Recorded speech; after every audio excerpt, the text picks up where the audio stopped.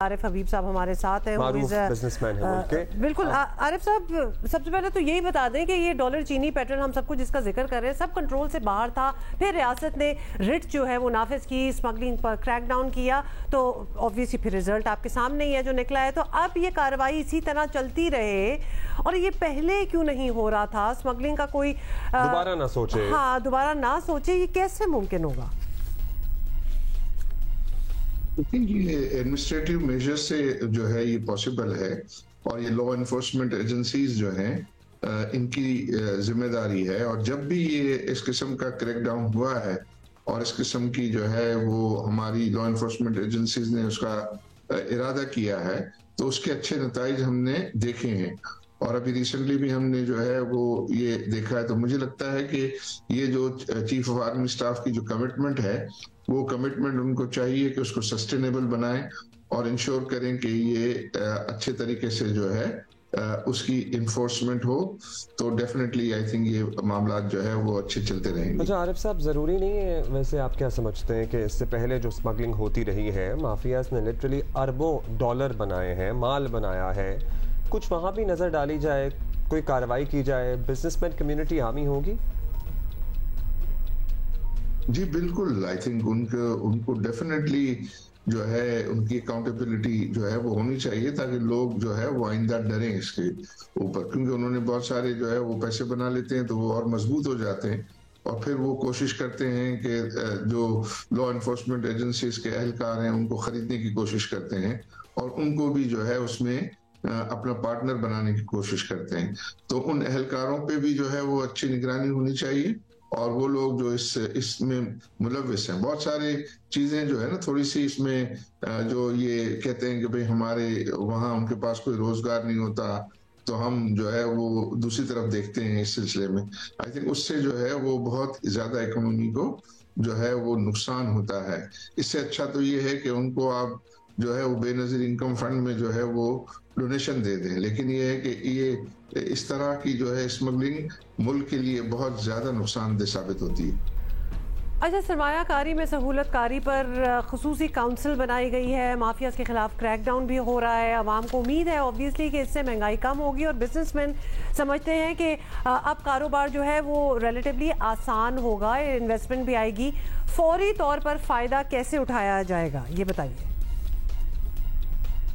دیکھیں, ہمیں اس وقت سب سے بڑا پرابلم یہ تھا کہ روپے کی جو ہے وہ قدر میں مسلسل کمی جو ہے, یہ ساری جو ہے وہ مسائل کا جڑ ہے, کیونکہ اس کی وجہ سے ہی جو ہے وہ مہنگائی بڑھتی ہے.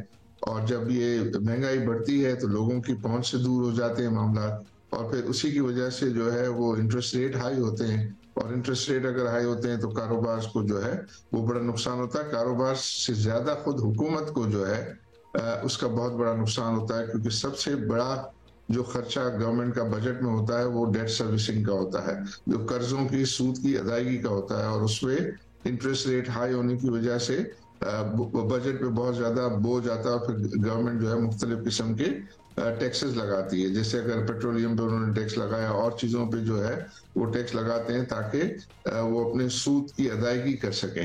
تو اگر اس میں کمی آئے گی تو حکومت کے لیے بھی جو ہے وہ مارجن پیدا ہوگا, اور ان کے اوپر سے ان کے فائنینسز پہ جو ہے وہ پریشر کم ہوگا. تو اس کے لیے جو ہے وہ یہ بہت ضروری ہے کہ روپے کی قدر کو جو ہے وہ ڈیفینڈ کیا جائے, اور اس کو کوشش کرنی چاہیے کہ اس میں اور بہتری آئے. جو بہتری آئے گی تو یہ بہت سارے جو مسائل ہیں وہ حل ہو جائیں گے. بہت شکریہ آپ کا عارف حبیب صاحب, معروف تاجر, معروف بزنس مین ہمارے ساتھ موجود تھے. ابھی ہم بات کریں گے اسفر احسن صاحب سے, جو کہ former state minister for investment ہیں. بہت شکریہ اسفر صاحب. اسفر صاحب, ہمارا ٹارگٹ تو سرٹنلی یہی ہے کہ پاکستان میں پیسہ آئے, باتیں بھی ویسے ہم بچپن سے سن رہے ہیں, انویسٹمنٹ ہو. جو حالیہ اقدامات ہیں ان سے فرق تو پڑ رہا ہے, یہ دوسرا ایشو ہے. لیکن مہنگائی آپ کو پتہ ہی ہے عوام کے بس سے باہر ہو چکی ہے, اور یہ بھی اطلاعات ہیں کہ پالیسی ریٹ بڑھایا جا رہا ہے. اگر ایسا ہوا تو آپ کو کیا لگتا ہے سرمایہ کاری پر کیسا اثر پڑے گا؟ بیسکلی انویسٹمنٹ کی جب ہم بات کرتے ہیں نا, تو پاکستان 24 کروڑ کی کنٹری ہے, اور 2047 میں یہ کنٹری کا سائز 40 کروڑ کراس کر جائے گا. ہماری FDI کا جو انفلو تھا فورن ڈائریکٹ انویسٹمنٹ کا وہ اب سے کچھ زمانے پہلے $3 بلین کے اراؤنڈ ہوتا تھا. 2022 میں یہ گر کے $1.46 بلین پر آیا ہے, اور ابھی جو لاسٹ 8 منتھس ہمارے گزرے ہیں 2023 کے, اس پہ 77% کا ڈکلائن ہے. اب یہ SIFC کی بنیاد رکھی گئی ہے جو بہت اچھا اقدام ہے, ایک اچھا انیشیٹو ہے ان G2G پروجیکٹس کے لیے جو سعودی عرب, مڈل ایسٹ یا قطر کی گورنمنٹ کے ساتھ آپ نے کرنی ہے, کیونکہ آپ اس وقت ایک IMF کے پروگرام کے تحت چل رہے ہیں, فروری تک وہ پروگرام ہے. آپ نے اسٹرکچرل ریفارمز کرنی ہے, اس پہ کتنا کام ہوا ہے, کتنا ہم کام کر رہے ہیں, یہ وہ تمام چیزیں ہیں جن کو وار فوٹنگز پہ کرنے کی ضرورت ہے. یہ بنیاد آج آپ اسٹریس سے شروع کریں گے, رکھیں گے تو کام آگے بڑھے گا. آنے والی جو بھی الیکٹڈ گورنمنٹ ہوگی وہ اس کو چلائے گی. تو ایک تو یہ بات ہے. دوسری بات, انویسٹمنٹ کے لیے یہ ضروری ہے کہ کم از کم آپ کو 20 سے 25 سال کی ایک انویسٹمنٹ کی پالیسی چاہیے, جس میں آپ کو 10 سے 12 سال کی ایشورنس دینی ہے ہر سیکٹر آف اکانومی کو کہ جو پالیسی کنٹینیوشن ہے وہ چلتی رہے گی.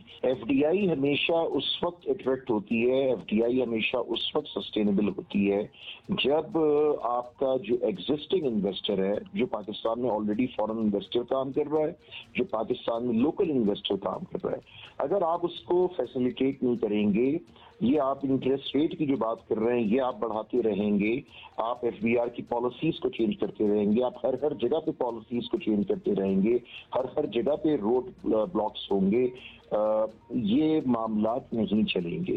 تو سب سے پہلے اسٹیٹ آف پاکستان کو ایک تو لانگ ٹرم پالیسی بنانی ہے, خدا کے لیے بنانی ہے, ایک 10 سے 12 سال کی ایشورنس دینی ہے, اور یہ اسٹیپ بائی اسٹیپ ہوگا, کام اوور نائٹ نہیں, وہ کہنے سے کچھ نہیں ہوگا.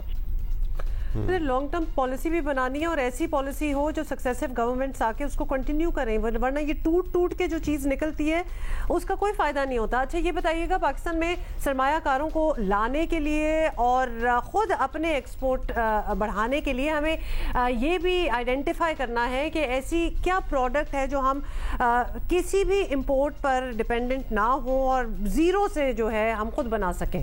تو کیا کوئی ایسی چیزیں ہیں آپ کے دماغ میں جو آپ نے سوچی ہوں کہ یہ we could do 100% on our own؟ تو بہت ساری چیزیں نا, ہمارا تو دیکھیں جو پورا ایگری کا جو پورا لینڈسکیپ ہے وہ سب سے کلاسک ہے. اٹس ایکچولی پروسیس, یہ اوور نائٹ نہیں ہوگا, لیکن ایک چیز شروع ہو گئی ہے, اسے میں اپریشیٹ کرنا چاہیے, اور اس میں جو یہ سارے ادارے ان کو کولیبریٹ کرنا چاہیے.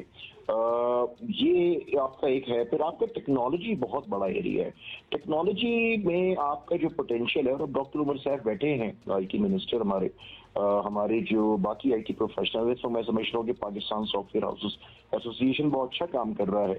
ہمارے وہاں پہ دوست جنرل سیکرٹری آئے ہیں ندیم ملک صاحب, تو یہ لوگ ریئل ایشوز پہ فوکس کر رہے ہیں. میں بڑا خوش ہوں کہ پہلی دفعہ پاشا میں ایک ریئل فوکس پہ کام ہو رہا ہے, اور وہ بہت ریئلسٹک اس میں ہو رہا ہے. تو میں یہ سمجھتا ہوں کہ ملٹیپل ایونیوز ہیں.